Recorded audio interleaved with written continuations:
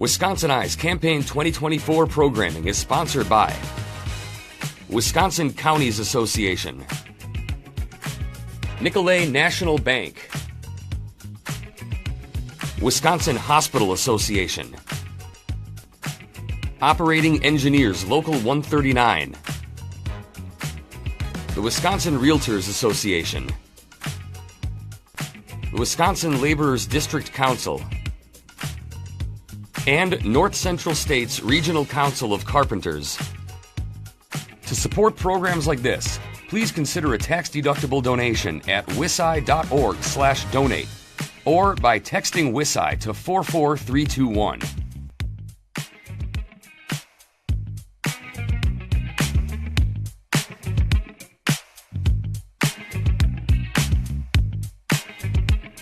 Maureen McCarville of DeForest is the Democratic candidate for the 42nd Assembly District. The election is November 5th. Maureen McCarville, welcome to WisconsinEye. Thank you. Thank you for having me. Thank you for participating in our candidate interview. I'll start by asking you, what's your campaign's key message? Why are you running for the Assembly? Right. So my key message is we need to get along and we need to be able to get things done. When I'm out on the doors, what I hear from people is they're very frustrated. Nothing's getting done. People are posturing. They're drawing lines. They're doing one-upmanship, but nothing's getting done. And they have a lack of trust with their government at the national level all the way down.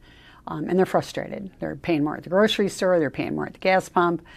Their taxes are going up. They're getting hit with referendums. They're trying to make ends meet. And it seems like it just keeps getting further away from them instead of something that they feel more control over. So my message is that I will work across the aisle. I've sat on 2 nonpartisan boards at the village board level and now at the county board level, and reaching across the aisle and working with folks on all sides. I grew up in a large family. I was a middle child, so it was survival of the fittest sometimes, but you learn to negotiate at a very young age. I worked for the same employer for 40 years.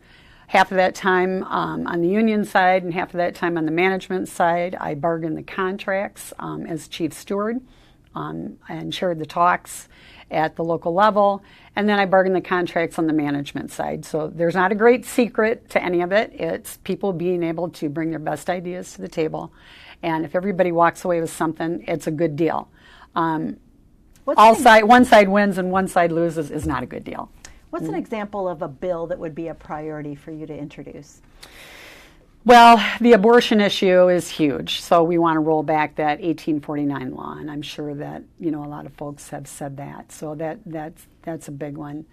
And there's probably a whole lot of other things after that. But number one. But it really is, and I do hear about that a lot at the doors, regardless of where you are on the issue. It's a women's health issue, and there's a recent story that was in the news about a 28-year-old lady that there was a mishap with a pregnancy, and the state she was in didn't allow for a DNC to clean it up, so to speak.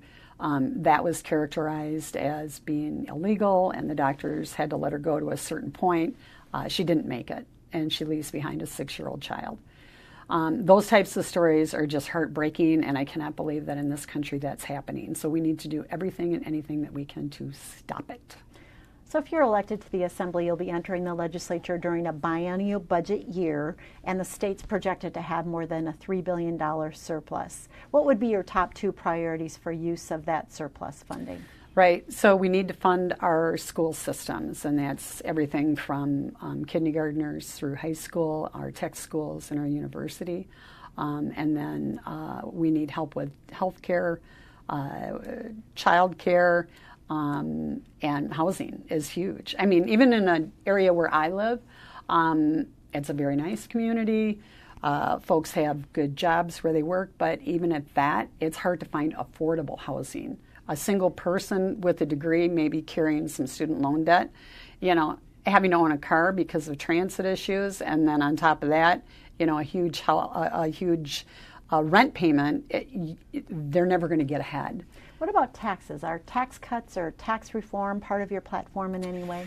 Well, I think that if we were to allow the tax credits for young families, for child care, those types of things, the types of reforms that would work towards the middle class and the working class, and do what we can to ensure that those that are more fortunate are paying their fair share as well. You mentioned K-12 education as a funding priority for you. Is there anything else you want to say about things that are working well or maybe things that need to change in K-12 education?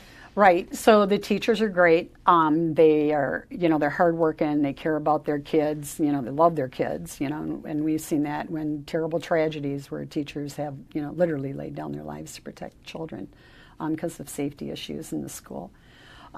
So those are, those are good things. Lacking, I think we need to do the funding of the school systems to the full extent that we can. We're putting that onto the taxpayers. They're already paying their taxes, and then we're hitting them with referendums for operational costs. I went to an American Legion post meeting last night where the school board presented to us, or not school board, the school superintendent and members of the school board were there, as to what the referendum would look like this year, and they pared it down as much as they could after talking with a lot of the seniors, understanding what their concerns were from the money side of things. So it's we have $3 billion sitting in a pot of money that's, I come from the premise of you have bills, you pay your bills. You don't say, I'm not going to pay my bills and stick all my money in the bank. That's not good financing. That's not good budgeting. That's what we've had go on for a lot of years here. So we need to pay our bills. We need to fund our schools. We need to take care of the kids. We need to take care of the seniors and folks in between. You mentioned funding for education to include higher education. I want to ask you specifically, what does the future of Wisconsin's 4-year colleges, 2-year colleges, technical colleges look like in your mind, and what's the legislature's responsibility to that? Right. So I support organized labor, and a lot of the building trades, the unions themselves, oftentimes are providing training for those types of jobs, and that's great. Kids can get out of high school, they can move right into those, and they're learning a trade at the same time that they're being paid. So the student debt piece of it is taken away. I think as a state, we should invest in our university. We used to be at the top echelon. People beg to come here. And when they beg to come here and they're getting great educations, oftentimes they stay here, they make their homes here, and that's great for the economy as well. So I think it's an investment. It's not a, it's not a deficit. It's an asset, and that's the way we should view it. Technical schools, I think one way, and there's some of this out there now, but what we could try to do is partner more with businesses. And as I said, we see that out there now, but allow businesses maybe provide incentives in some sort where they can come into the schools, into the high schools, maybe show kids and examples or let them take tours of their businesses, that type of thing, to see where their interests lie. You ask a kid at 18 years old, what do you want to do for the rest of your life? What do you want to go to school for? I mean, that's very unrealistic, right? But that's what happens, and that's, I think, adds to a dropout rate, and, we could digress here. But at any rate, the point would be is that if we could do more partnering, maybe provide incentives to businesses, do something, in order to help the kids pay the debt off so that they're moving into a trade or to a career that they're suited for and they've actually had a taste of. I think that is all a good way to get rid of some of the bottlenecks and move things down a positive path. I think you've already answered then. What do you think is the state's largest workforce development challenge? Is it related to what you just talked about? Yeah, I think it is. I think there's some broken linkages, and I think that there's a lot of people with good ideas, and I think we need to find a way to streamline, and we need to, put it together and try to be as efficient and helpful and identify areas where we can do these types of things. It's not a one-size-fits-all, but I think there's a lot of great opportunities for us. Investments in public and energy infrastructure grow our state's economy. This also provides an opportunity to invest in our state's workforce, but currently there are no requirements for hiring local workers. Would you support a state resident hiring requirement for state, local, and utility scale infrastructure investments? Yes, I would. I think that is a good way to, again, invest in our state and encourage good people, people that want to live here, that have grown up here, to be able to have those good jobs, and then we benefit from the products that we receive. Employee classification is an issue in the construction industry. Some employers misclassify workers as independent contractors or pay them in cash off the books. This lowers costs by avoiding payroll taxes and unemployment insurance, and it puts compliant companies at a disadvantage when bidding on projects. Plus, misclassified workers may be denied minimum wage protections or overtime pay. Are you aware of this issue, and what do you think should be done about it? Well, I'm aware of it now, and people that are paying off the books should be held accountable. It's wrong. It shortchanges everyone. These folks are then not, as you mentioned, not paying the taxes. They're not paying into the system, the Social Security, those types of things, which means they're not going to get those benefits later on, or the benefit of those benefits. It's taking the person that's the employer that's doing it off the hook from having to pay their fair share, and gives them an unfair advantage in, in the business world. And then it just hurts us as a whole. It's wrong. So I think we need to find ways or implement enforceable type laws that will stop that and make it not, not a slap on the wrist, but let's be serious about it and stop it from happening. You touched a little bit on housing. Affordable rental housing is an issue in Wisconsin. Some support government-imposed rent control to maintain affordability, while others argue keeping rent artificially low will decrease rental supply, resulting in increased prices. What is your sense of housing as an issue, and which best addresses rental housing affordability, rent control or building more rentals, or other? Yeah, so I think, you want the market to kind of play a force here, so supply and demand. If I've only got two things to pick from, I've only got two things to pick from, so or one thing to pick from. So if I've got two or three or four things to pick from, maybe now it's on, it should bring prices down when there's enough to go around. So I would be in favor of creating more rentals. And, after COVID, I think there's a lot of opportunities for builders out there to take vacant buildings and convert, and I think some of that's been done. Maybe provide some incentives for that to happen as well. And so I think there's just a lot of ways that we could address the rental issue. I know of a family recently that they were paying their bills on time, they had a few kids, doing everything right, and the owner sells the house. And the new owner is, oh, well, we want you to move, we're not going to rent it anymore. So they're effectively on the street, and they could not find anywhere to go. So they wind up, lucky for them, having family. A couple of the kids and mom went over here, and a couple of the kids and dad went over here, and they spent a good part of it the next couple of months trying to find something that they could rent. And luckily they did, but we shouldn't have those kind of situations. They should be so rare, but that's more common than it is rare. Let's talk about health care. Medical systems are facing numerous headwinds in the form of inflation, workforce development, and issues around Medicare and Medicaid reimbursement, resulting in fewer services and even the closure of a hospital system in western Wisconsin. What would you do to preserve access to care and prevent future closures? Well, the first thing we need to do is take the Medicaid money that's out there. And those are federal dollars that we've turned away for. I have no idea what the reason for that would be.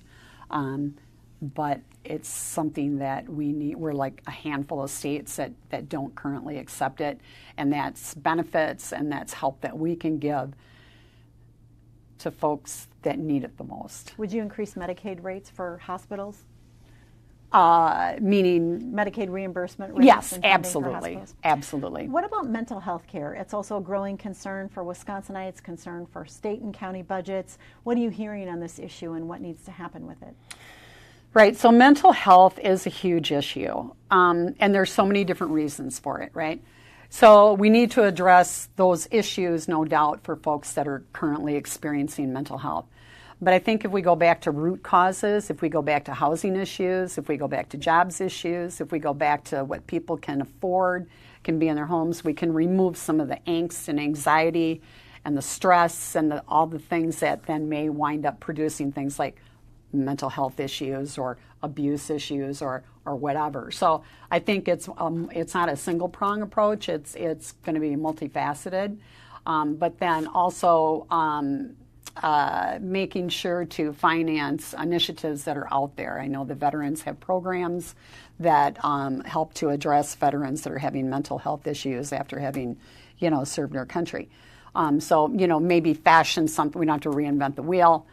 Fashion those types of programs. Work with police departments. I know at the county level, the sheriff's department works with mental health providers, where they work with 911 centers to determine, help to triage calls to say, is this really a police call, or is this really just someone that's having some distress, and maybe we can send along, a mental health provider that can maybe talk someone, off the proverbial cliff type of thing. It's not really, a police call. So I think there's a lot of different ways to address it, and I think we just need to get serious about it. It's not that we can't do something about these problems, but we have to have people in office that are actually going to do something about it.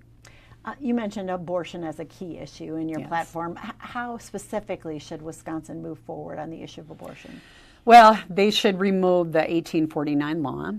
And I believe that women and their doctors, and given the example that I gave earlier, should be the ones that make the decision. You don't have time to go in front of a judge and argue it a lot of times, before a woman goes septic or, some other horrible thing can happen. So would you put a week limit on abortion? I would not put a limit on it, because different situations are going to call for intervention at different times. And I'm not a doctor, I'm not going to go there.